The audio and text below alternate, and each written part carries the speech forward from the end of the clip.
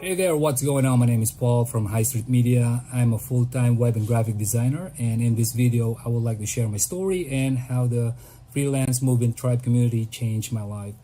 Over 10 years ago, I was unemployed, no money, no college degree. I didn't know anything about freelancing. I didn't have any technical skills and had zero knowledge in online marketing. And for some reason, I wanted to be a web designer.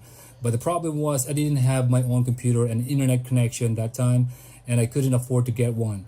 But I was determined to be a web designer. So what I did was I would go to the internet shop and rent a computer for an hour or two, and I would get all the web design lessons that I could, put them on Word document for me to print out, and after that I would spend days and nights studying it at home.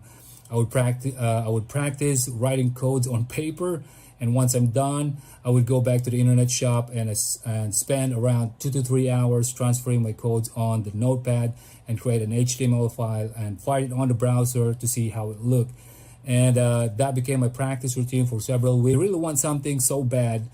Lack of resources is not an excuse. It's not about the resources, but resourcefulness. If you're resourceful enough, creative enough, you can find a way to get what you want. Second is if you're someone who is broke and no money right now, but because you cannot afford to get good stuff that would distract you from learning the skill that you want to master. I was able to learn web design so fast because I didn't have anything else to spend my time on. I was so grateful that I was broke that time. I was grateful that I didn't have my own computer and internet connection that could distract me to do fun stuff online that are practically useless and would suck up so much of my time. I was grateful that I didn't have money to go and hang out with my friends to have a good time. And because I was in that situation, I didn't have to force myself and discipline myself to refuse from doing fun things that are unproductive that could have easily that I could have easily be tempted to do if I had money and opportunity. I was in the position that I had no other options to spend my time on but to work on developing my skill. So fast forward, after a few years, I became a freelance web and graphic designer. I was able to quit my job and became a full-time freelancer. After a while, I discovered the freelance movement tribe community through John Pagulayan's video ad. In that video, he talked about earning six figures as a freelancer online with zero skill, zero experience, no portfolio, while his face and his voice didn't show a share of excitement when sharing it, which was kind of weird to me, knowing that how most info marketers are so dynamic with their presentation. So I said, what is dude talking about? I've been a full-time freelancer for years and never charged $1,000 for a single project, let alone with zero experience, no skill, and no portfolio. This must be a scam. I was so skeptic that I thought it was a complete BS, but nevertheless, I was intrigued, so I joined the Facebook group to see what these guys are up to. A few days after I joined the group, John posted a clip of a recorded webinar that he did for paid members inside the group, and I watched it. There he was teaching how to charge more by clicking a specific or by picking a specific niche and creating a value statement to position yourself as an expert. And I said, this is interesting. I've never heard something like this before, and this is something that new to me. While I was listening, I said, this dude knows what he's talking about. So I watched the entire video until it totally made sense to me, and agreed to everything that he said. So in May 2019, I decided to join or sign up for the tribe membership and give it a shot. As soon as I got in, I devoured all the information that I could inside the training and community. After a few weeks of putting everything that I learned into practice, for the first time, I was able to charge over $1,000 for a single web design project that I used to do for just $300. I could hardly believe it. And that continued to the point that I was able to charge over $5,000 for a single project, doing the same amount of work that I used to do for my clients. And it was crazy. So having said that, I want to give a huge thanks to the whole tribe community, especially to John Pagulayan for putting all these things together. You do give hope to people and you change lives. Keep doing it, brother. I rarely express appreciation to people in words, but you deserve it, my friend. You're such an inspiration. Looking forward to meet you again in person and hang out with you. So for you who are watching right now and thinking whether or not joining the tribe community is a legit opportunity, 1000%. So don't wait, give it a shot. I'm excited to see you inside. Oh, by the way, I forgot to mention one of the biggest, if not the biggest thing that I learned inside the tribe community is that di lahat ng may tato, adik.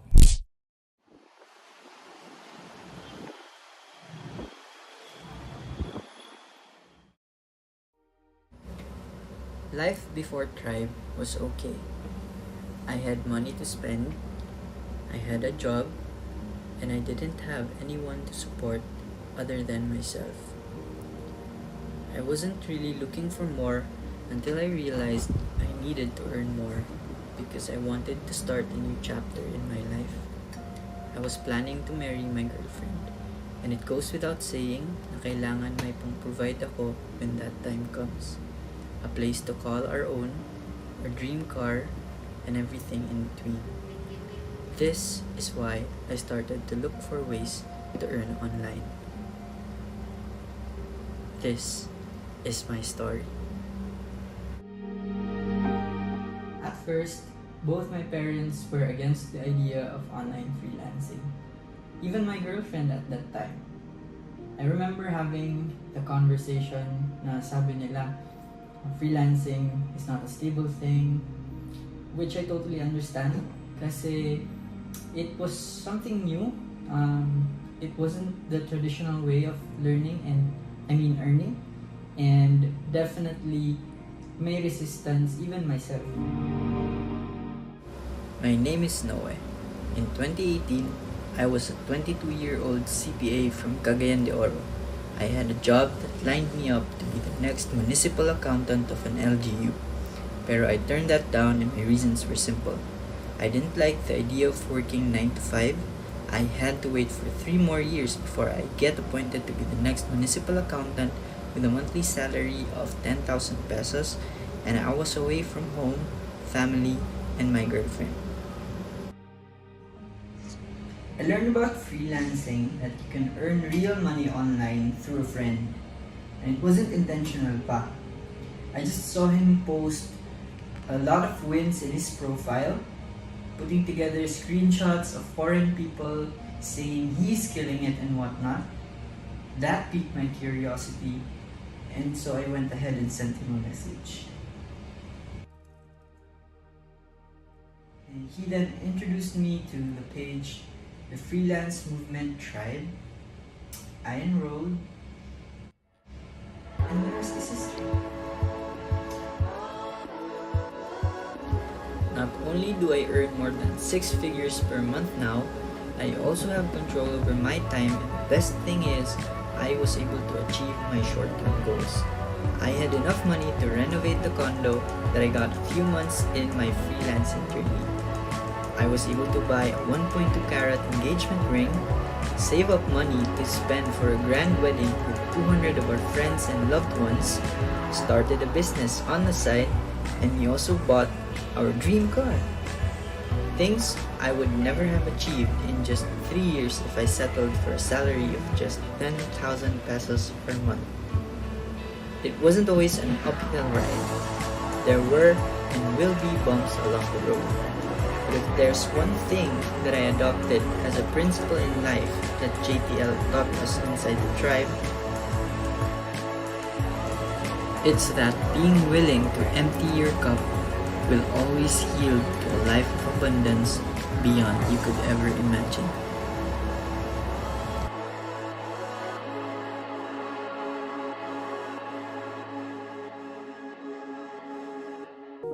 Years old, third year college, at isang taon na lang ay gagraduate na. Kailangan ko nang mag-impon ng work experience para magkaroon ako ng advantage kapag nakagraduate na ako. After all, iba pa rin yung may work experience lalo na ang taas ng qualifications sa mga employee dito sa Pilipinas. Usually underpaid pa. Pahirapan ng employment. I think this will give me an edge and somehow help me familiarize the corporate world. Freelancing. I think this will be the biggest risk that I will take so far.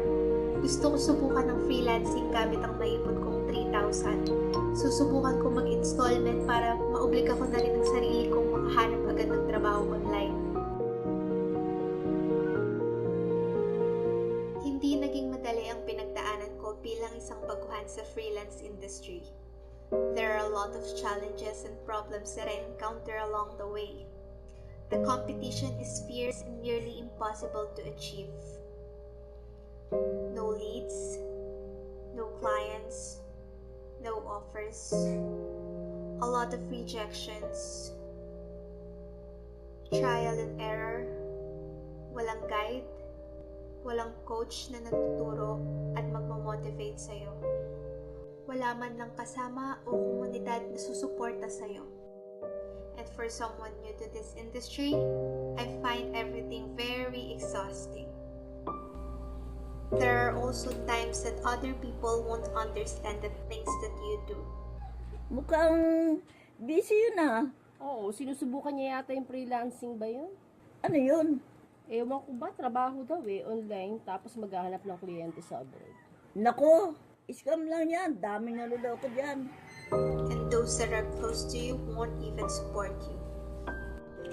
Dapat malakas pala ang loob mo kapag tinahak mo ang landas na ito. Marami kang makikilalang low-ballers at rude clients. I am very passionate about this kaya kinain ko lahat yon at ginawang motivation to become better. Until one day, things started to pay off.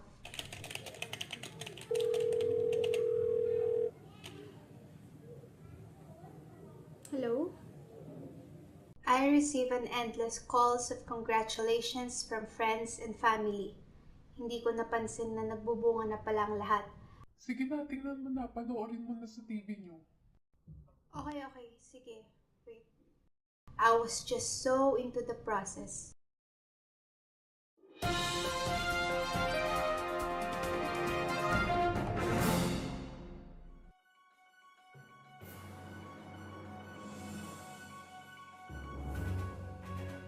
Underpaid, overwork, undervalue. Ito daw ang mga bagay na nagtulak sa 20 anyos na estudyante upang umpisahan ang kanyang freelance career. Si Luis Merino ay isang third-year college student sa kursong Bachelor of Science in Entrepreneurship.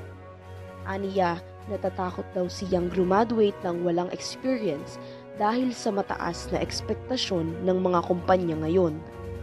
Para sa kanya ay hindi na sapat ang diploma lang para masigurado ang tsansa niya sa trabaho.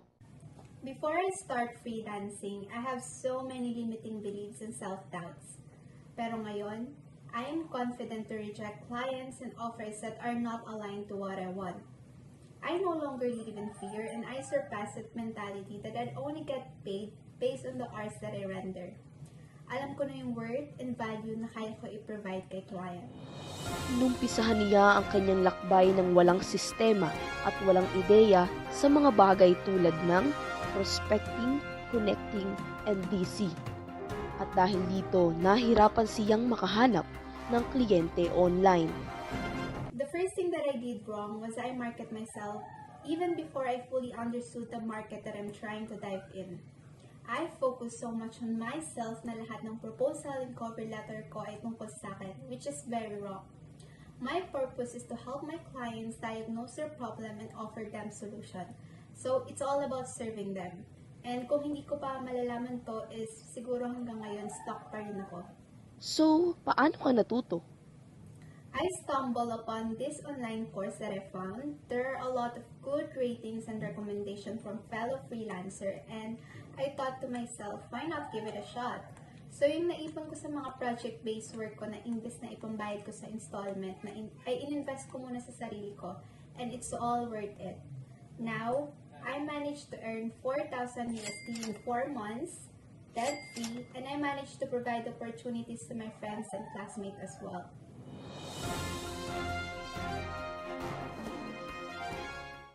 My biggest advice is to invest in yourself. What I did is I enrolled in the freelance movement and it taught me a lot of things that I didn't know before. I was given a proper guidance, mentorship, trainings, and even a healthy community, which is all I need. Invest in yourself and choose the right course that will support that. Sobrang magiging malaking part siya ng success mo. Isa si Luis sa mga naniniwala sa vision ni Mr. John Pagulayan na ang freelancing ay makikilala sa larangan alinsunod sa listahan ng mga doktor, lawyer at engineer at makakamit ang pagkilalang karapat-dapat dito. Ang mahalaga anak, makatapos ka ng pag-aaral para makakuha ka ng magandang trabaho. Palagi na lang ito yung spill ng airpot ko tuwing lunchtime namin ng family. Hindi sa mali yung airpot ko or tamad akong mag-aral. Yung idea na tinanim din sa kanya ng lolo ko or lola ko na masyadong big deal sa kanila yung makatapos ka ng pag-aaral. Yun yung medyo alanganin para sa akin dun eh. Nagbago na yung mundo eh. Para sa akin ng magandang trabaho or business, mahanap mo na online while studying online. Ang catch nga lang is you have to find the right group to do it with. I've joined groups, courses, masterminds. Sinalihan ko lahat yan. I probably spent about 150,000 on these things. Madalas gusto ko ng refund. Inisip ko na lang, deserve ko yan eh. Might as well take the pain para di ko na ulitin. Ang problema ko kasi madalas sa mga groups, courses, masterminds na nabili ko, after you paid, bahala ka na sa buhay mo. Walang malinaw na structure kung saan ka mag-uumpisa. Overpriced compared sa value na ina-expect kong makukuha sa loob. Madalas yung leader, wala silang inspiring na plano sa group nyo. I'm frustrated, ang laki na ng investment ko eh. Hindi biro yung 150,000 na iniipon ko lang from working at least 12 hours a day sa Upwork, doing early jobs from clients na parang boss-employee yung setup. Kaya madalas burnout kakatrabaho. Minsan naisip ko parang tama nga yung sabi ng father ko. Sana nag-aral na lang ako ng mabuti. Pero nung October,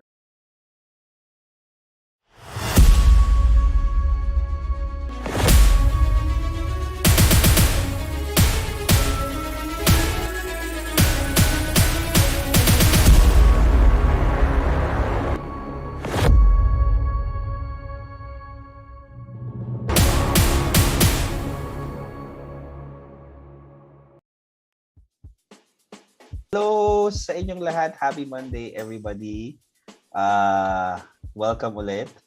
Nandito ako last week eh. Hindi ko maalala. Tama, nandito ako last week. Pero kasi nga wala ako ng 2 weeks yata. 2-3 weeks in a row. So, parang ang tagal-tagal na hindi ako nakapag-live. But anyway, magandang gabi sa inyong lahat. Happy Monday and we're happy to see everybody once again joining us sa live interview natin for tonight. And before we go dun sa ating interview, syempre, we'd like to let everybody know that we're live both on the community page or yung community group rather. So the free group is the freelance movement, freelancing community. And we're also live sa page naman, the freelance movement. Yun yung page natin. If you wanna join, by the way, yung community, that's free to join. Pwede kayong sumali doon. That's where we have a lot more content on freelancing and kung paano namin ginagawa yung freelancing doon, and then you get to join the community of other freelancers there as well. It's free, walang bayad yon. You just go to the group, you answer some questions, and then we'll admit you. Wala pa naman yatang dini-deny ng admission doon sa group na yon. So go ahead and head on there. Now if you're watching sa community, please make sure to tag people. Okay, tag people inside. And if you're watching naman on the page, you can share the live video or the live interview that we're gonna be doing tonight to anybody on Facebook. Teka nga, i-set up ko lang to kasi gusto ko makita yung mga comments natin. Yun. Let's see who's here. Batiin lang natin yung mga nanonood. Sa community, we've got quite a few people na. Nandiyan si Maui, si Angela, hello sa'yo. Ara, we've got si Jenny, Jade, Lauren, and Kelvin are watching there. So, punta tayo sa page. Sino pa nandito? Let's check. Okay.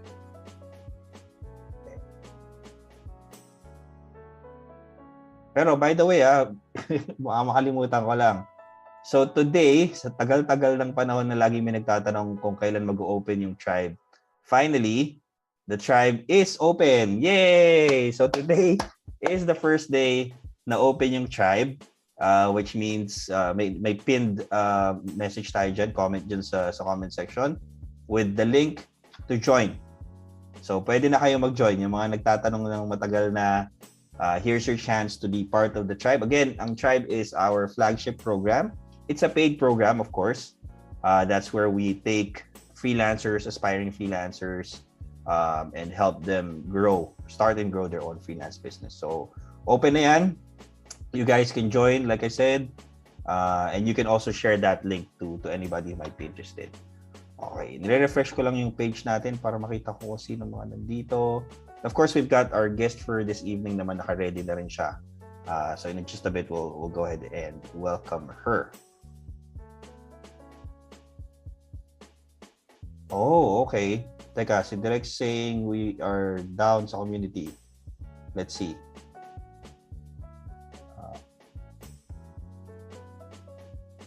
Sige. So we'll try to fix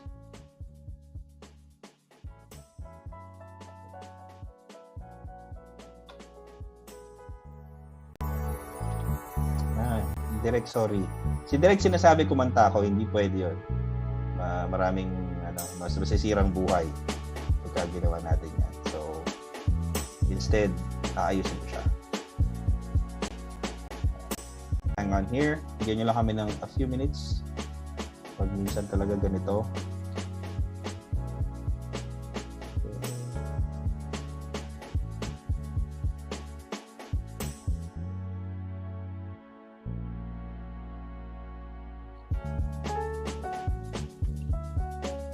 Guys, wait lang talaga. We will fix everything and we'll be back tayo dun sa community in just a bit. Yan. Okay. Direk, let me know kung ready na. Yun, siniset up lang ni Direk. In the meantime, okay naman tayo sa page, so I think we've got people here. Batiin lang natin yung mga nanonood. Ito, Korean ba to? Chinese character? Hindi ko alam, pero hi sa'yo. We've got Kevin. Yan, we're back live sa community. Okay. So we've got Kevin watching. May mga questions na siya. Mamaya we'll go through your questions, Kevin. Si Yuna, nandiyan pala si Avi tsaka si Chelsea who's manning the fort tonight. Sila yung sasagot sa mga questions niyo or magsasend ng mga links. How much? Ang daming tanong about the tribe. But anyway, before we go to those questions, kasi medyo marami na akong kinaing oras, I'd like to welcome na yung guest natin for this evening. Okay? So, yung guest natin, ano bang offer nito? Direk. Right now, what she does is podcast, content, strategy, production, and management. So, parang done-for-you service na to for people who want to start or grow their podcast. So let's all welcome si PJ Neri. Kamag-anak ba niyo to? Hi PJ! Hi, I never, nice to see you. I never got to ask you, kamag-anak ka ba ni asawa ni Chito Miranda? First name, Mary Miranda.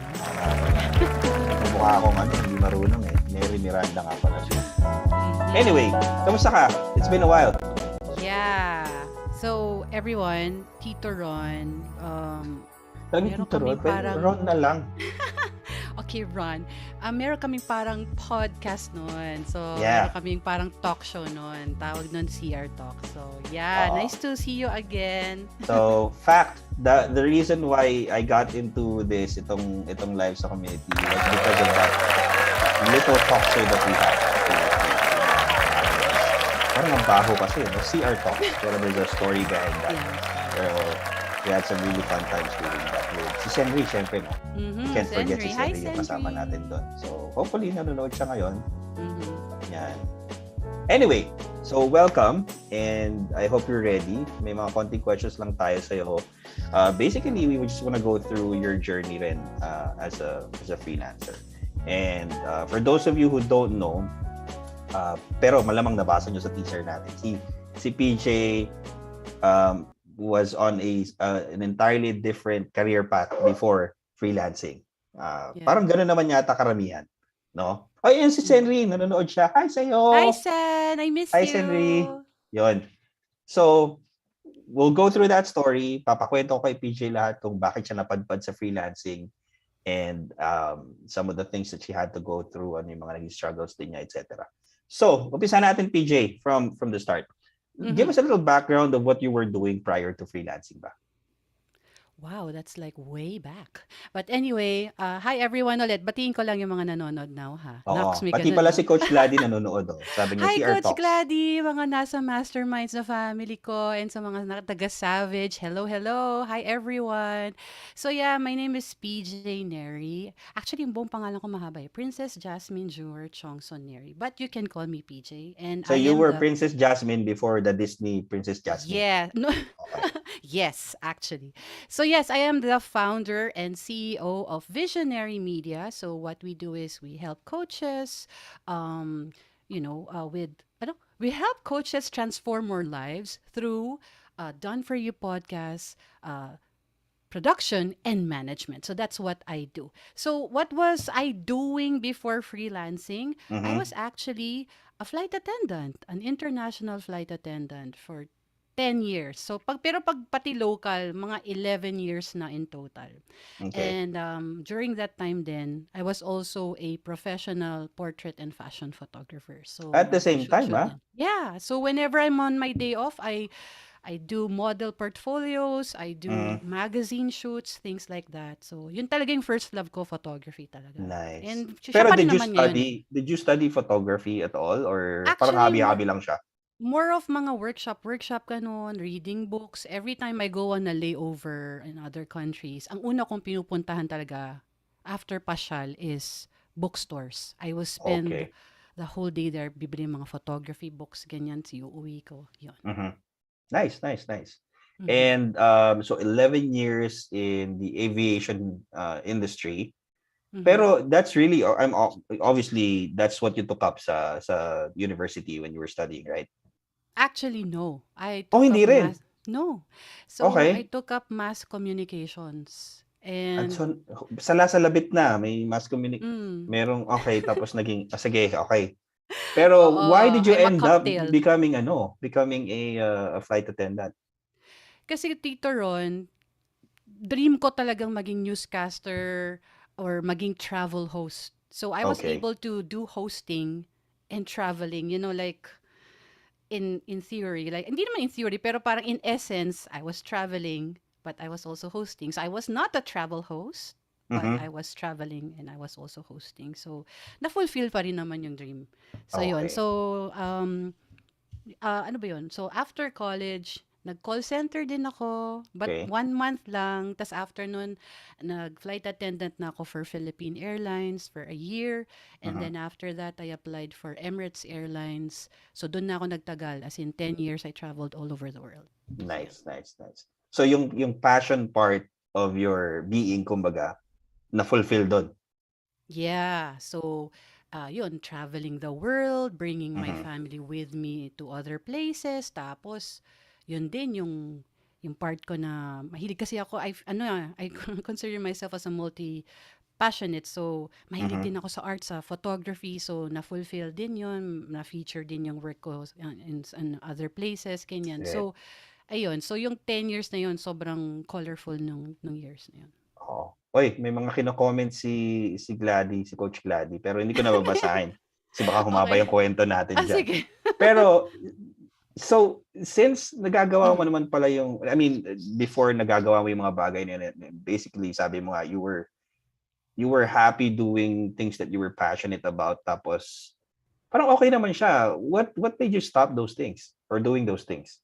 Ayan na yung maalala mo kaya part. Okay, sige. Okay. So, yeah, I had a thriving career. I mean, my career was very lucrative.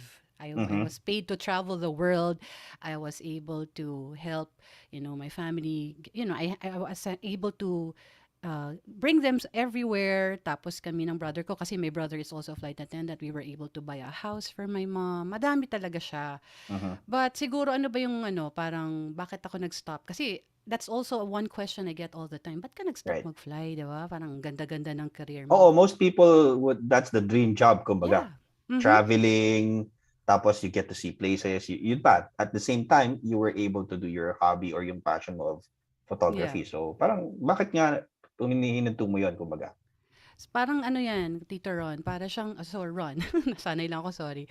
Ano kasi siya, parang buhay natin parang book, 'di ba? So, sa akin Mhm. nung time na yon, gusto ko naman yung next chapter kasi Okay. besides, an adventurous life I've lived, ang ultimate dream ko talaga is to be a mom. Yun talaga, Okay. like, it was the time na parang, "Teka lang, gusto ko na maging mommy and I'm willing to give everything up to do Mhm. that." So, baka may mga nanonood na Oh, I'm sure nakaka-relate. marami.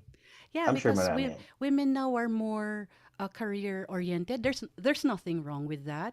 But yeah, for me, I just speak for myself. There came Mhm. a time na parang gusto ko naman maging mom. So, yun yung Yeah. talagang pinursu ko naman.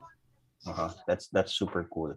So, Mm. teka, so how many years into you being a flight attendant ba na nag-asawa ka? Oh, okay. So, 2013, I got married.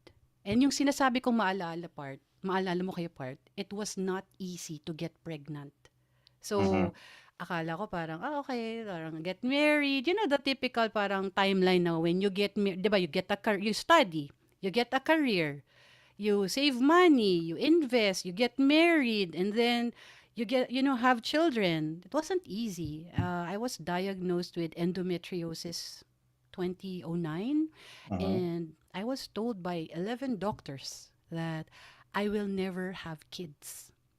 So Oh, that was okay. a big slap on my face. And Mhm. then, quick kwento lang, Tito Ron, ah. Yeah. Go ahead. So when I learned about that, I remember I was on a Kuala Lumpur flight, okay? And red eye flight siya, meaning madaling araw. So nasa bus ako and I cannot accept it. Na parang, shucks, ano ba yan? Ang ganda ng career ko, everything's going well. And then this news na I cannot be a mom. Yun nga yung ultimate dream ko, di ba? So naalala ko, nasa bus ako, nagdadasal ako, umiiyak ako, lahat ng crew tulog. Tapos sabi ko, my God, ngayon na ba ako mag-baby? Kaso boyfriend ko, bago pa lang kami ng boyfriend ko, which is, husband ko na siya ngayon, di ba? Tapos sabi ko, magpapakasal na ba ako ngayon? Maganak na ba ako ngayon? Bago pa lang kami. Pagkadilat ko, nakita ko yung billboard sa labas. Nakalagay, take your time. So I did. I took my time, you know? Divine intervention pala nangyari, no? So I really took my time, but of course yung time din na yon may limit din. So Mhm. I really decided to give everything up. My husband then was in Singapore, Mhm. and we were already studying the Bible and everything, and dapat magkasama talaga ang mag-asawa. So I took the leap of faith. I left Mhm. my lucrative and thriving career to be with my husband and to pursue another career, which is motherhood. And after 4 years of waiting, God Mhm. blessed us with a child, and we named him Caleb. So yeah, so that was the biggest miracle Jehovah gave us, si Caleb. Nice. And then after Caleb was born, did you decide na talagang titigil ka na muna pagtatrabaho? Alam mo, Tito Ron, may post ako kanina eh. Nag-aantay nga ako ng magkakamaling mag-congratulations sa akin. Ano nga yung tanong mo? Sorry, na-distract ako. Ano Yung yung... after you finally had a baby, yun nga si Caleb na. Yeah. Did you decide na tumigil magtrabaho?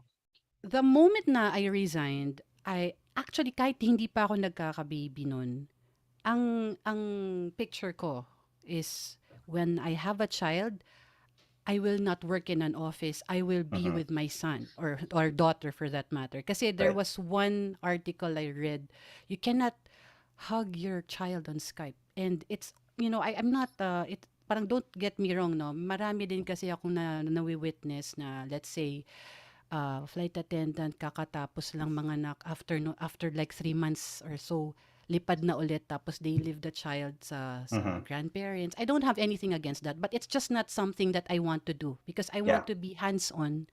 I want to be with my child kasi yun yung dream ko eh. I want to be with my child 24/7. So Mhm. yun. So that's what I wanted to pursue talaga. Right. And sakto yung sinabi mo na yun, ano? Kasi nga, today we're opening the tribe once again. So Mhm. enrollment period ng tribe itong week na to.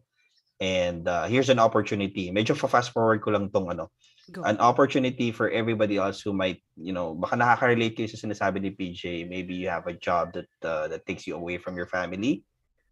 Maybe not, for long periods of time, pero temporarily, baka pumapasok kayo sa trabaho and you want to be able to stay at home and spend time with your children or other family members. It's a good opportunity right now kung gusto niyong matutunan yung kung paano namin or paano ginagawa yung freelancing inside the freelance movement tribe. Then the links are pinned dito sa comment section natin. Just click the link. It'll take you to another page and you'll get all the details of the tribe enrollment. So siningit ko lang yun. Anyway, so fast forward tayo, yun nga. Mm. So you did decide, tama no, na Yeah. after you gave birth, talagang tinigil mo na yung.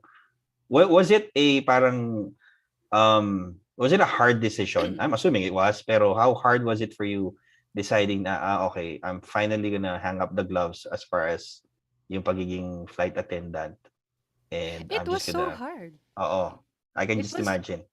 Yeah, it was so hard kasi I really was enjoying my job. And there's a lot of perks with being a flight attendant. Mhm. Actually, ano I was putting it on hold. Like my husband would say, Oh, so magre-resign ka na ba? Pwedeng next month? Pwedeng dinidelay mo ah. Oo, sabi ko, pwede mag-Sri Lanka muna kami ng friend ko, mamaya. Pwede bang mag-Turkey muna kami nila mami? Lagi kong dinedelay ng dinedelay. Aha.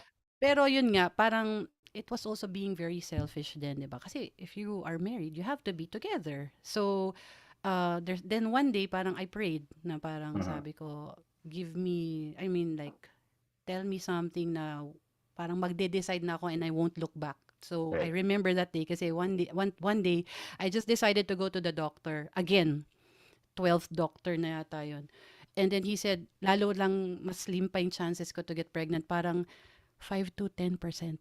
So Aha. that's Sobrang almost baba. impossible, Yeah. right? So the moment I got that, I handed in my resignation, and then I said Mhm. goodbye to my flight attendant life, and then I went back to my husband. Tapos yun, doon na nag-start yung pagtatry namin. Naakala ko din madali, but it Yeah. wasn't.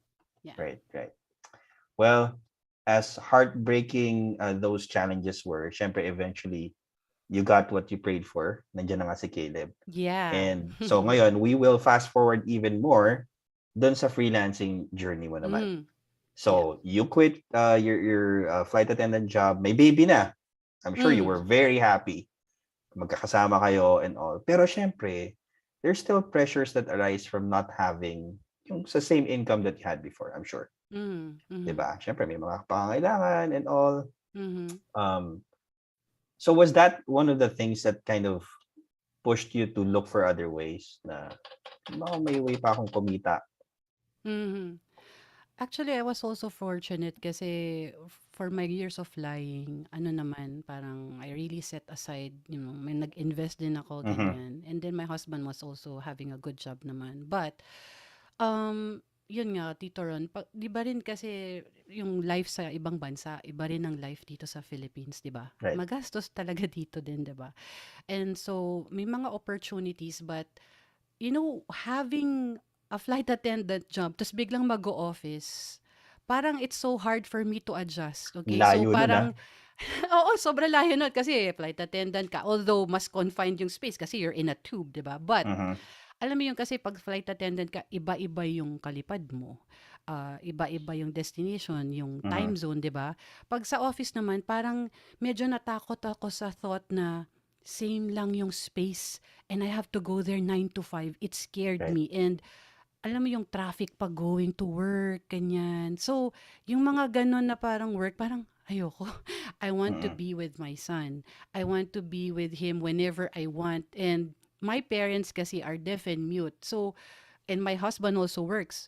So, parang Mhm. paano yun? Wala ding yaya, alam mo yun? So, parang magwo-worry lang ako lagi sa work. So, I was like looking for something na I could do na dito lang talaga ako sa bahay. And it Mhm. was perfect yung freelancing na yan. So, Yan. ang nangyari dyan is, meron akong friend, si Arlene Hidalgo. Hi Arlene! Oh, friend pala. Okay. Photographer din siya, si Right, Arlene. right. So, Ewan ko, like, it was 2020 and nag-scroll lang ako sa And Instagram. by the way, this was June 2020 Yes. while the pandemic was ongoing. Tama? Yes, exactly. So, nagsa-scroll lang ako sa Instagram and then nakita ko yung post ni Arlene. Tas yun, parang may link doon si John Pagulayan. Sabi ko, sino ba to? Kasi hindi ko naman siya kilala. And Mhm. then I watched the free training. Tas I also invited my friends who are Right. freelancing. Tapos ano, parang, 'di ba 3 videos yun? First video Yep. pa lang na, what? It's possible to work for 4 hours a week only? Mhm. Parang ako, that was so attractive na parang, may ganun, ba't di ko alam yan? Pero teka, Hmm, kung hindi mo friend si Arlene. hindi ko siya makikita, feeling ko. Hindi, I I mean, don't kung know. nakita mo lang randomly, like some person posted, would I you don't click it? know, siguro sa network ko kasi she was the first one na I saw with that link. Siya talaga. So it was meant to be na makita ko Oo. talaga yon. Kasi wala eh, parang to my memory, she was the only one na I saw or I heard talking about it. So yan, shout out kay Arlene. Thank you sa iyo, Yeah. Arlene, Hi, for posting that. Arlene. Oh, segue ko lang because we have a ton of tribe members who are sharing about the enrollment right now. So that just goes to show, hindi nyo alam baka, another person's life could be changed by you simply posting. So, and even people who aren't, part of the tribe, if you can share the link that we're posting, di ba? Malay nyo. It may not work for you right now. Baka yung kaibigan nyo or yung family member niyo naman pala, ready naman pala sila to take the leap. So, ang galing ko mag-segue pag mga ganun, ano? Talagang, kasi Yes. sabi ni Madam Roxy yan eh. Kailangan ma-promote natin yan today. Pero, speaking of, since sinabi ko na rin siya, quick reminder lang for everybody. So, the tribe is open, finally. Sa tagal-tagal na ang dami nagtatanong kailan mag-open, we finally are opening its doors. And eto pa, I think this is the last time we're gonna be opening enrollment for the tribe this year. So this is your last chance, at least for 2022. Sa 2023, I'm sure we'll open. Hindi ko lang alam kung kailan. Pero end of the year na siguro or maybe early next year. So yeah, if you really want to take that leap, if you're a current freelancer, tapos parang nagsa-struggle ka to get clients or maybe get paid premium, or if you're just like PJ na parang curious ka what's out there, you want to find out if there's anything that's, that will be suitable for what you're looking for, baka kailangan mo extra income, then this might be it for you. So just click the link below. We'll take you through the process of learning more about the tribe and then enrolling. Yun. So PJ, I'm sure ito yung gusto nilang marinig kasi yung start mo sa freelancing yun nga, you watched the video, eventually you ended up enrolling in the tribe.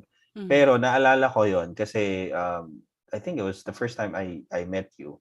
Parang in June nga yun, and then I did like a live, like answering questions about the tribe's way of freelancing, di ba?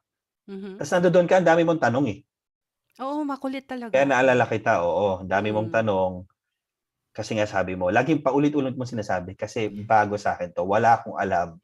Yeah. No idea, zero experience, zero, nothing. Tapos, eventually, yun nga, we connected and we had this little talk show and all. Seeing yung progress mo, parang mabilis siya nung una talaga eh, di ba? And that was one of the things that we had in the teaser din na parang initially, you made really good progress. In fact, you closed a client. Kwento mo nga sa amin yung nangyari niya.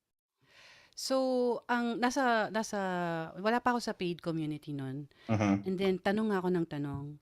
Kasi Tito Ron, ako kasi yung tao na kahit sa layover, may hawak akong map.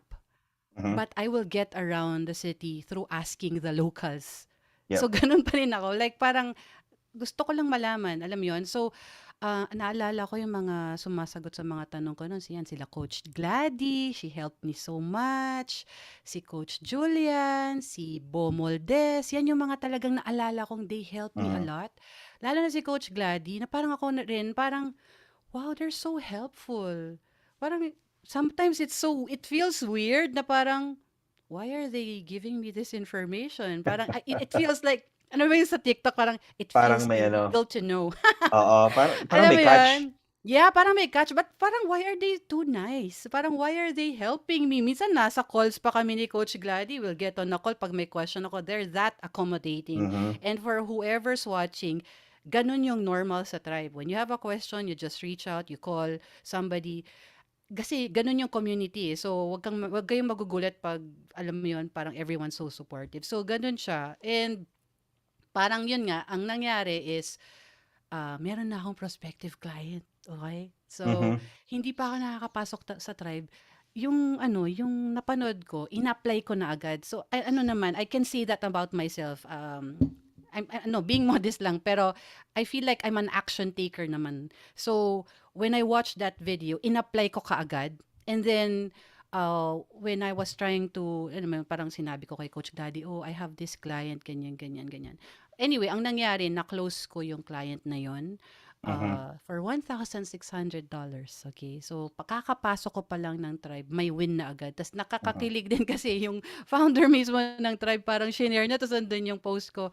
So, parang nakakahawa kasi yung energy ng community. Parang you really want to win also, you want to Right. pursue this, ganyan. Yeah. Now, thank you for sharing, by the way, about yung help ng community. You're right. That's one thing that's really unique about the Mm. tribe. Well, not just the tribe, yung free community pa nga lang may ganun eh.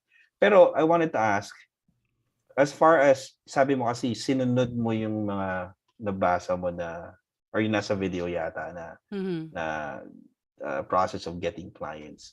Can you quickly go through ikaw yung personal experience mo? Ano yung mga ginawa mo specifically to be able to get that first client? Okay. First, kasi 'di ba meron tayong tinatawag na CCPP Mhm. process. So I leveraged on my network. Okay. Okay. So ano din kasi ako, I like conversing with my friends, ganyan, ganyan. And whenever I believe in something, I share it with the people I know. And so I was just sharing with my friend, and then she told me that, she can connect me with someone who could use my help. And then that time, Tito Ron, Teka, dahil nga siya, ito yung mm, network reach out method na tinuturo sa loob ng tribe. so, Tama ba? yeah, yeah. So, parang nag-uusap lang kami nung tas nalaman ko yung my friend nga siya na who Mhm. needed my help. Right. So, ang nangyari doon is parang kinonect niya kami, ganyan. And ang naaalala ko talaga, kasi I don't like being salesy. Mhm. So, ang tinuturo sa tribe is you provide value. So, once na nag-usap kami ng prospect, I listened and listened and listened. And then, yun pa lang sobrang valuable na sa kanila kasi yung prospect na yun, she was so distressed sa business niya and everything. So, dahil sa pakikinig ko sa kanya, nag-gain ko yung trust niya. Tas parang ako din, nag-empathize ako din sa kanya na I want to help her. And I didn't know how. I Mhm. had to figure it out. So, ayun, parang nag-usap ulit kami ni Coach Gladdy. Paano ba yon? May proposal, ganyan, at chuchucho, mga ganyan. Lahat yon nasa tribe. So, Yeah. yun. So, na-close ko yung client na yon for $1,600 with no portfolio, nothing. Tapos, yun nga, Tito Ron, sira pa yung laptop ko noon kasi ang tagal ko siyang di ginamit. Tao. Phone lang.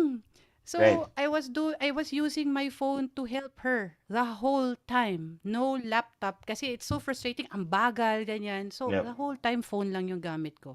Mhm. Galing, 'di ba? So, that just proves na yung ano nga, na yung tinuturo na process. By the way, for Mm. those who don't know what PJ is talking about, yung CCPP is just an acronym. Stands for connect, call. Connect with the people, get them on a call, send them a proposal, and then get paid. Kaya CCPP. Yeah. By the way, may mga questions. We'll try to get to the questions in a bit. Pero thank you kay Coach Gladdy for answering some of them. So yun nga, no? So this was even before you joined the paid group. Yes, Tama kasi ba? kasi nga pagkapanood ko, ina-apply ko na Mhm. agad. Okay, Tapos ang dami okay. kong notes. So And nung so kaya ba nakapasok naka-join na ka? ako, Kasi ano? ano, Kasi nag-join nabayaran ako ka? kasi hindi kasi nag-join ako kasi I need the proposal. Oh, okay. Parang to seal the deal, I need the Right, proposal. So parang right. sabi ko, Coach Glad, ganyan, ganyan proposal, ganyan. Ay, nasa loob kasi yun. Ay, ganun ba? So parang ako, I was thinking, if I'm getting this much support sa community na hindi pa Mm-mm. paid, what more if I'm inside? Right. So that was tapos ano nga parang naisip ko parang, "Oh, this community is so helpful," ganyan. Tapos parang ang dami pa pala sa loob na very helpful. Like, I don't know, it was just a no-brainer for me. Let's Yeah. go. I mean, andito na rin ako. Let's So, go. ang bilis pala ng ROI mo kasi the Yeah. moment you joined, when you got your hands on the proposal, tapos pinadala mo doon, I'm assuming, you got the deal closed. Yeah, I did. And Oh, sa call galing, di lang ba? siya. Call lang Ayun. yung na-close ko siya sa Right. call. Yeah. Okay. So, yung mga nagdududa na, kasi may mga tanong pag minsan parang gaano katagal? Well, obviously, yung kay PJ is kind of the exception rather than the rule. Pero it is possible, kumbaga, if you do take action immediately sa mga matututunan mo.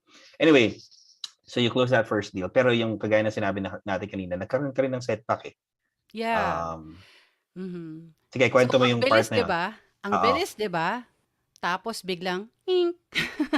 So, hindi ko siya naging retainer client and ang Right. dami kong natutunan do'n sa experience na 'yon. Kasi, let's just be real. When you close a deal that big without experience, parang ano siya, nakaka-hype siya, ganyan. Um, let's just say that I really needed to change my mindset, okay? So, ang Oh yeah, nangyari you know do'n what, since nabanggit mo, total yeah, ikaw na nag-open ng usapan na yan. mindset. Why do you think that was um the most crucial, kumbaga, ingredient as far as your continued success sa loob ng tribe? Kasi sabi mo nga it has to do with the mindset, hindi siguro yung learning the skill, etc. Bakit yun ang nasabi mo? I would have to say that once you become a freelancer, an entrepreneur, um, ang dami mong mga beliefs na kailangan mong i-unlearn. Okay? So, syempre, before the tribe, yung mga iniisip natin, yung how to sell to people, parang masyado siyang one-directional. So, the reason why No pun that intended sa mga 1D fans, ha? yeah. Ang nangyari din kasi doon is, I mean, the client was happy to continue with me. So, parang it was actually okay kasi she wanted to continue with me. But I was trying to be like, oh, I closed this, I could do this, let's do more of this. Like, parang inelevate ko na ganito ang gawin natin next. Parang I wanted things to grow faster, pero hindi pa pwede. You know what I mean? Right. Parang So, nirarush mo. oo, parang ganito Oo. na gawin natin, ganyan. Kasi masyado ako na-hype na parang, ganito na gawin natin, ganyan. So, parang medyo yung client, hindi na kami nag-align Yep. sa position na yon. So, hindi na siya nagtuloy-tuloy. I Which, see. I sulked talaga for months sa parang, there comes a moment in your freelancing life na minsan you will blame yourself. Alam mo, it's an emotional roller coaster eh. But naisip ko din like, you have to be very intentional na hindi lang lagi sarili-sarili na what I will gain when I do this, I will get more. At the end of the day kasi, ano ba yung solusyon na mabibigay mo sa client? Hindi mo kasi pwedeng ipilit eh. Kailangan magkaintindihan kayo para pareho kayong winner. Hindi lang ikaw. Right. So, yun yung Right. natutunan ko dun sa experience niya. And that, by the way, is one of the mantra sa loob ng tribe, di ba?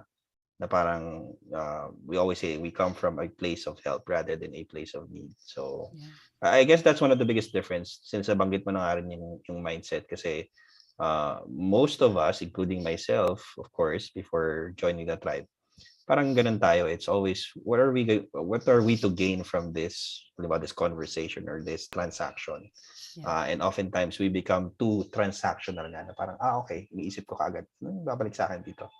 Pero once you flip the table and say, okay, what can I bring to this relationship with this potential client, or kahit hindi nga potential client, if you don't look at them that way, na parang okay, I'm just picking a group of people that I want to be able to serve, and then usually that's where, sabi nga nila, the magic starts to happen. And I'm sure that's what happened to you eventually. Yeah, but hindi pa rin siya ganun kadali. So, Okay. minsan kasi Isipin natin, madali lang siya. Nag-overthink ka rin, I'm sure. Yes, naku, queen of overthinking. Everyone knows this. Mga friends ko sa tribe, they know it's my middle Mhm. name. Yes, I was overthinking a lot. I still do Right. sometimes, pero syempre, Oh, 'di yeah. ba, normal lang Of siya. course, hindi Pero naman yeah, I nawawala. did. I'm sure Mm. even the best of the best, sometimes they second guess, they overthink. Normal naman Mm. yata sa lahat ng tao na yun. Pero I wanna ask you, paano nga? How did you bounce back from that low point in your career sa freelancing naman? Na Mhm. sabi mo nga parang gumuho bigla eh. You started so quick, Yeah. tapos biglang shuk, nawala. Di ba? Mhm. And one of the things that you did, I think you you changed your offer, tama ba? Yeah, many How did times. you pero eventually, how did you end up where you are right now? Na paano mo napili yung done for you podcast service? Mhm. So, to begin with, yun nga, yung na-close ko na yun, 'di ba? Social media management yon. Mhm. So, ang nangyari doon, namili ako ng market, sustainable beauty. Wala lang, kasi 'di ba, sabi nga, just choose. Yep, yep. Ang problem doon is, alam mo yung masyado akong emotional ba? Kasi kailangan kasi pag magbi-business tayo, kailangan ma-set aside din natin yung emotion eh. So, wala akong data. Parang, Mhm. bakit ako nag-stop mag-sustainable beauty? Wala, ayoko lang. Hindi pwede kasing ganun eh. Okay lang magpalit ka ng market. Pero yun nga, yung mga tinuturo din sa tribe is, na-exhaust mo na ba lahat? Mhm. Talagang may data ka to support na para magpalit ka. Hindi yung palit ka ng palit kasi magsa-start ka na naman from zero, start from zero. Ang hirap kasi nakakapagod siya. Kasi after that, nagano ko, ang pinili ko naman, hotels. Nag-join ako dun sa Masterminds. Meron kami yung, ano yun, yung 30-day client Yeah. getting blueprint, di Mhm. ba? Nag-organize si Coach Gladdy noon. So, doon talaga, yun na, supported with data na talagang, okay, hindi pa ready ang travel industry. Kasi, ang dami kong nakausap, tapos hindi pa sila ready. So, yun, nagpalit na ako noon. So, ba't ako nag-podcasting? Mhm. May background kasi ako ng radio eh. And yung friend ko, si Kai Villanueva. Hi, Kai! Hoy, Ano, sino yung Kai parang, na yan? Di ko kilala. Joke lang. so, nagpo-podcasting na siya. So, I did Mhm. her voiceover for her podcast. Parang lagi niya ako sinasabihan, PJ, ba't di ka mag-podcasting? Ako naman parang, ano ba yun? Hindi ko alam yung podcasting na yan. Mhm. So, parang lagi niya nga ako sinasabihan, ganyan. Tapos parang yun, nagbabasa-basa ako, tapos nakikinig. Ito pala yung podcast, ito pala yun. So, nag-decide ako, sige nga, itry ko nga to. Tapos I have another friend na who invited me to do a podcast. So, parang ako, sige na nga, itry ko ulit to. Mhm. Tapos talagang mag-focus lang ako dito ng lahat ng energy. Kasi alam mo, sa mga nakikinig na creatives, ang hirap mag-focus lang sa isa. That was one of my biggest hurdles on choosing a market. Ang dami kasi nating gusto eh. Mhm. So, ang hirap talaga na, eto lang, eto lang. Kasi feeling ko kasi, may natutunan kasi ako eh. Akala ko dati, bakit ang dami nag-email marketer? Bakit ang daming nagfe-Facebook ads? Parang alam na nila yung gusto nila. Tapos parang ako, Mhm. hindi ba ako pwedeng magganito, at the same time ganito, at the same time ganito? Alam mo yun? Kasi nga yung utak ko, designed that way. So, iba-iba lang talaga mag-isip ang tao. Merong paganyang linear, meron din yung tinatawag ni Philip Van Dusen na para kang spiderweb. And there's nothing Mhm. wrong with both. Right. It's just that people are designed differently. So, I can still pursue podcasting while, enjoying photography on the side and things on the side. Kasi feeling ko parang, ang feeling ko dati, Tito Ron ha, sa mga nako-confuse pa what market or skill na, feeling ko kasi parang, shucks, I have 5 children and I have to choose one of them? I can't. Parang ganun yung Okay. pakiramdam niya. Ah. Pero yun nga, it's not the end of the Parang world. binibetray mo yung isang anak mo, parang gano'n. Yes. Parang yung photography, di ba? O, Right. nagpa-podcasting ako ngayon. Shucks, magpa-podcasting na ako. Paano yung photography ko? Oo. Love ko yun eh. Mm. It's not like that. You just choose one. You can still do other things. Pero yung market mo nga, just choose one. So yun. Okay. So yun ang ginagawa ko yun. Nagsistick ako ngayon sa yung sa coaches, tapos yung podcasting na service. Yan. Right, right. Okay. So sana nag-take note yung mga nakikinig. I love what you said there, na parang you don't have to really give up some of the things that you're interested in. It's kind of similar to what parang may narinig din ako sa isang podcast. Okay? Na yun nga, no? Parang in business, often, this might be controversial, PJ. Mhm. Pero I wanna share what I heard. Na often kasi when people go into business, and I heard this advice myself, laging sinasabi na parang, try to find what you love. Mm. Kasi nga daw, if you're gonna do it long term anyway, just, might as well choose something na gustong-gusto mong gawin. Pero, yung narinig ko sa podcast from a very successful entrepreneur is that, sabi niya, if you're going into business, find your purpose rather than your passion. Nice. 'Di ba? Kasi yung passion mo, Mhm. you can always do it. Yeah. Mm. Kasi kung successful yung business mo, and you're servicing or you're doing service to others kasi yung purpose mo yung fino-fulfill mo doon. Mhm. Yung passion mo, no problem. You can always do it. Hindi mawawala siya. So, May that's what pandagdag I ako heard. diyan. Oh, Later sige. on. Ito, Oh. again, from Philip Van Dusen. Ano siya, as in, he's very well known sa branding. He said, follow your curious. So if you're Oh, okay. confused, di ba?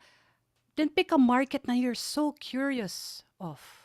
Na talagang gusto Doesn't mong necessarily have to pag-aralan. be something you know about, di ba? Exactly. Basta Right. curious ka. Because when Mhm. you are curious, mas magte-take action ka kasi curious ka eh. Nice.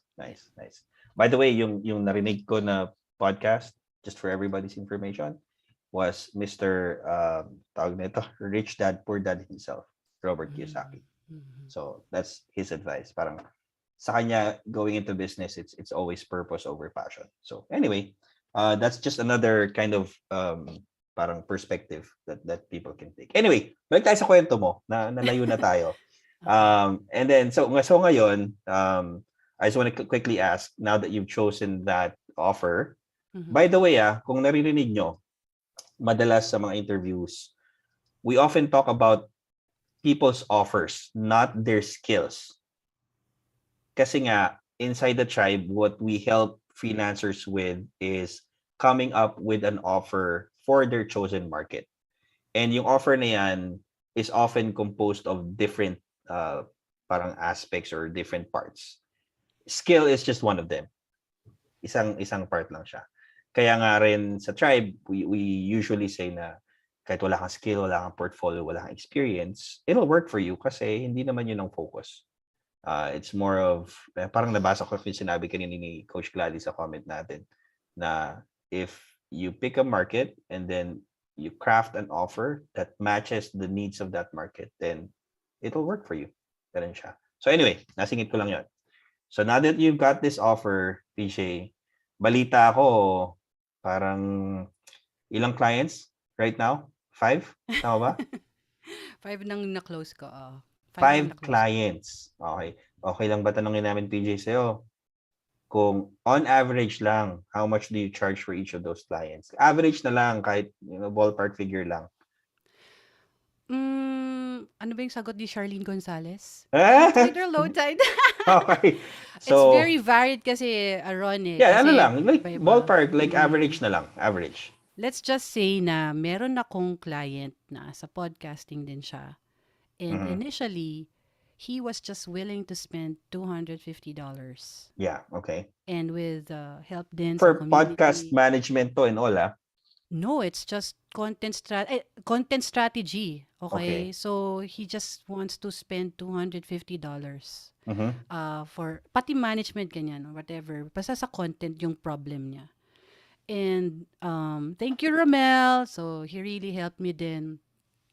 Coach Dina, yung mga nasa community Oo. sa mga AC ko. It's actually an amalgamation of everything that I've learned sa tribe. So yun, na-close ko siya ng 2,200 instead. Oo. Paano mo ginawa yun? Paano Ano, na-upsell? yun, again, value eh. Parang, Mhm. badbaran mo talaga sila ng value.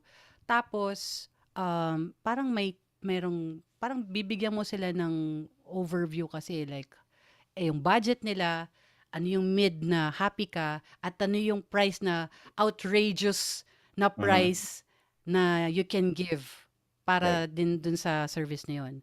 So, ayun, ang nangyari, yun, sabi ko, hindi ko pinilit, walang sales ulit ha, yun ang Mhm. maganda. na parang, okay, ito yung budget mo, ito yung gagawin natin, but ito naman yung meron, ganyan, ganyan. So, syempre, dahil ang daming value ng kabila, ito na lang. So, yun yung Right. pinili niya. Yeah. Mm-mm. So without selling, No you help selling. them decide na Yeah. ito yung what's best for their needs, kumbaga. Yeah, because, you know, when you are, ato, na-experience ko to, Tito Ron, eh, kasi ang dami kong na-save na Zoom calls ko na Mhm. nakaka-cringe talaga. When you see yourself. Ito yung earlier Zoom calls mo. Yeah, it still happens, by the way. Pero, Mhm. you know, like, when you're just intently listening to the client, mas ma-earn mo yung trust nila eh. When you bombard them with, but this one, and this one, and this one, Mhm. that's what puts them off. Because Yeah. you are being salesy and they can smell the desperation. So Yeah. just listen. And then, pwede namang mag-pause eh. Mag-pause ka muna. Hindi ka naman kailangan mag-decide na agad. Kasi, you know, advice ko nung, Right. or recommendation. Kasi you're the expert, diba? Right. If Right. Exactly. if we keep bombarding them with, ito yung dapat, ito yung dapat, ito yung dapat, medyo ano yun, na-allergic ang mga kliyente sa ganun. Oo. Right. And I think, if I'm not mistaken, isa din yan sa um, parang sinasabi rin sa loob ng, I think I heard John say this one time na parang your job really isn't to close the deal. Your Mhm. job is to find out if you're a good fit. Yeah. Kasi disservice mo rin sa client kung hindi ka naman pala makakapag-provide ng what they're looking for. Tas gusto mo lang kasing mabayaran ka. So, hindi rin siya maganda at the end of Alam the nyo, day. alam mo, idadagdag ko din dyan, Ron. Kasi minsan, di ba, parang, well, human nature. Kung kunwari yung price at stake is really high, Mhm. di ba, we want to really close that, di ba? Pero, yun nga, ang natutunan ko din, you know, over this course of time, okay mamili ng client. You don't have to say yes all the time. Kasi may Mhm. mga na-close din akong na-burnout ako eh. Hindi kayo aligned sa values. Diba? Natutunan ko rin yan kay Katrina Salonga. Hi, Kat. Diba?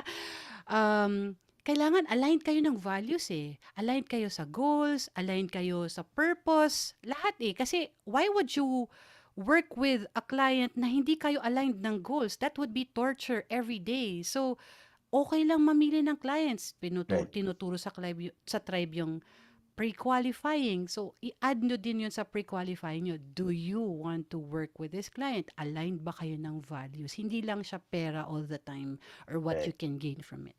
Yeah. Pero may tanong ako sa'yo, PJ. I'll ask this on behalf of everybody who's watching. Kasi Mhm. parang sinasabi natin na parang, so ang dami palang i-consider. Yun pa, kailangan yung matching values, tapos kailangan matutulungan mo pala talaga sila, yung offer mo should match what they need, etc. etc. So ang dami palang factor. Hindi ba parang ang hirap maghanap pagka ganun? Ito, natutunan ko mga kay Coach Dina, kay Coach Gladys, tsaka marami sa tribe, no? Like, si Coach Dina, lagi natin turo, yung family, di ba? You do it for your family. You Mhm. think about your why. Tinuturo din to ni Coach Chan, di ba? Ano ba yung why mo? Kasi if it's just money, you're not gonna be in it for the long run. 'Di ba? Ano ba yung purpose mo? Why are you doing this? Yes, parang yung money, ano siya, kumbaga, ano ba yung merong saying na gano'n eh, na parang, I cannot term it exactly. Parang, yung money is the bonus, pero yung, Okay. ano nga, you know that? Alam mo yung lines na yun eh. Pero, but anyway, more than the money, yung purpose mo. I don't wanna sound very, ano naman, na parang idealistic na, ano yun, Mhm. charity. Siyempre, hindi rin naman ganun. Pero, your purpose, your why for doing things will make everything clear for you. Na, whenever you do something, you know why you're doing it. Hindi lang siya para sa'yo, yung mga nagiging mga hires mo, yung, di ba? Now I'm working with people, with my small agency. You don't think about yourself anymore. You think Mhm. about your families then, you think about your client. It's no longer about yourself.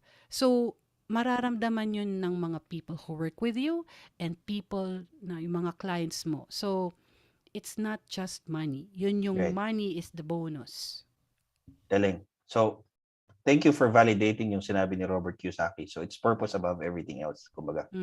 Yeah. And that purpose doesn't necessarily have to be unselfish kasi kung family, it might sound selfish, pero at the end of the day, it's not kasi it's for other people pa rin, not necessarily. Anyway, thank you for sharing all of those things. And hindi mo sinagot yung tanong ko so may isang client ka nagbabayad sila ng at least $2,000. So para lang may idea sila. Kasi alam mo naman yung mga nanonood pag minsan, they want to parang mas gusto nilang maintindihan talaga what's in it for them, syempre. Which is understandable naman. Yeah. So, para kay PJ Neri who had to go through ups and downs in the last 2 years. Yeah. Okay? Sa ngayon, where you're at right now, which I'm sure of course you can go kumbaga may progression pa yan.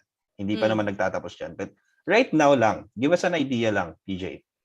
I'm so sorry it has to be parang monetary ang Pero syempre sinabi mo nga may mga ibang factors din. You're happy, you're fulfilled, etc. etc. Pero yun lang. Just to make it a little easier for everybody to gauge. Kasi tangible yun. Yeah. On average nga kasi, ayaw mo sagutin Ganito. On average. Saan ka kikita ng $250 na kakausapin mo lang ng 1 oras? Wow. 'Di ba? So hourly rate yun. Sa iba, ano lang siya, parang 1 month salary na yon, something, 'di ba? Ito, minsan nga wala ngang advice makikinig ka lang tapos $250 na. So to give you an idea, it's just that's how much and more na you can do with freelancing. Okay. So hindi mo pa rin sinagot yung tanong. Okay lang sa amin yun. Okay. Pero I guess everybody gets the point, 'di ba? And a lot of people are doing that naman talaga. Consulting work. Yeah. Just listening and then eventually may papadala ka lang na. Oo. Nandito ka lang sa bahay. Wag lang mawala yung internet at kuryente, no? Yeah. Pero there are solutions to that. Marami namang data services na ngayon. Pero thank you very much, PJ, for sharing with us your own version of your freelancing journey. Saktong-sakto kasi we opened the tribe today and ikaw yung parang opener natin. Well, you're the only one kasi wala naman tayong interview for the rest of the week. Pero we're happy na yung kwento mo nga ang na-share natin with everybody today. Kasi I'm sure it's inspiring a lot of people, yung mga nanonood sa atin. Ang daming nanonood ngayon, by the way. So, last plug na lang namin to before we end the program this evening. Guys, the tribe is open. We've got pinned links dito sa baba. Nakikita nyo dyan. There's a link to join the tribe. In the next few days, actually until the end of the week, it will be open. Pero balita ko yung mga kaninang umaga, some of the first people who joined, they got some fast action bonus yata sila. Pero all throughout the week, we will have the doors of the Freelance Movement Tribe open for everybody to join. BJ, any final thoughts you want to share with everybody who's watching? Baka may gusto ko rin batiin, may gusto ko rin shout out. Okay, first of all, I'm a Jehovah's Witness. I want to bring everything, the glory to Jehovah. And then second of all, yung family ko, kasi hindi rin madaling mag-freelancing. Kailangan din, ang family nyo very understanding kasi there will be late nights in the beginning. Yung husband ko has been so supportive. And then, yung mga friendships I've built within the tribe. Speaking of, we have overdue, hindi pa tayo nagkikita. Exactly. Yeah. Soon. So yun, gusto kong batiin yung mga tribe brothers and sisters ng mga Jehovah's Witnesses din. I want to say thank you to Coach Gladdy, yung pinakauna kong coach sa tribe, sa masterminds. Nandiyan sila, lahat ng TLs doon, sila Joanna Kapati, yung naging bestie ko, si Joanna, sila Katrina Salonga, and sila Sandri, sila Liza. So thank you so much. I want to say hello din sa bago kong tribe, sa Savage, sila Coach Dina. Thank you so much. Alam mo si Coach Dina, sobrang pusher talaga siya. So, thank you Coach Dina and the rest of mga nasa sa Savage tribe. Sila TL Romel. I learned so much from you. Sila TL Grace. Alam mo actually, ang dami kong listahan na isi-think, pero ang sasabihin ko na lang sa mga nanonood, pag nasa loob kayo ng tribe, hindi kayo mauubusan ng ah, resources. As in, kasi 'di ba, ito rin na i-break ko lang din Tito Rona. Baka sabihin nila, magugugol ka naman yan. Hindi, Mhm. iba to talaga. Hindi talaga to na Ay, hindi parang, ka naman magugol ka makaka-Google lang ng ano yan. hindi ka makaka-Google ng tawag nito, ng coach or ng TL or ng somebody na tatawagan Exactly. ka. Yeah. So, very, very supportive. Yan, si Chris Ong. Sobrang galing din yan. So, Oo, ang balita dami, ang ko. dami. Sobrang galing yung Chris Ong na yan. Super. At itong Oo. si Ron, nako, naalala ko, Hindi ko yan wala kilala. pa lang ako. Tito Ron, paano to? Ang dami, kasi nga makulit ako. So, okay lang maging makulit. Pero, Mhm. ang pinaka-importante doon, ito ha, kailangan ninyong i-prioritize kung ano yung mga importante sa buhay nyo. Okay? Spiritual, family, tapos yung oras nyo. Okay? Kasi marami kayong magugugol na oras, pero wag nyo rin pabayaan yung health nyo, yung family nyo. Right. At saka wag kayong mahihiyang magtanong. Parang commercial ng gamot Oo, yun. parang right mid. Ayun, yun lang naman. So, if I will end this, I will just say, Matthew 6:33, keep on seeking the kingdom first and everything will be added to you. So, Amen. prioritize yung sa life nyo and everything else will follow. Siyempre, kailangan din magsipag, 'di ba? So, Yeah, walang of course. magic na parang ganun lang. Yeah, So, yeah, yun lang, Tito Ron. definitely. Thank you kay Thank John you so much. Pagulayan. Oh, Dahil dito, 'di ba? muntik pa kalimutan. Hindi, dapat siyang pinakala. So, thank you, Coach Ayun. John Pagulayan sa lahat. Kundi walang tribe. Exactly. So, thank you so much again, PJ. Thank you. Sobrang ang ganda ng pinag-usapan natin tonight and we're so happy that you joined us. And quick na lang, last na to. Guys, the tribe is open. Click the link. Join na kayo kung ready kayo. If you're not quite ready yet, click the link pa rin. Learn more about it. That will probably help you decide. Pero sabi nga ni PJ, it's probably gonna be the best decision that you're gonna make if you're really committed to this na. With that, we're gonna thank everybody. Thank you, Derek. Salamat as always. Parang tagal namin hindi nakita ni Derek. Thank you sa mga behind the scenes, sila Avi nandiyan dyan, sila Chelsea, and of course everybody who's working with us para dito sa mga live interviews natin. And this is gonna be an exciting week kasi we're gonna be having a lot of new members come in sa tribe, of course. And best of luck sa mga papasok. And for everybody else, of course, we have free resources nandiyan naman yan available.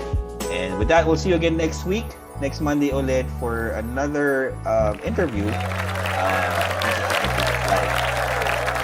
Thank you, and we'll see you next Monday. Bye!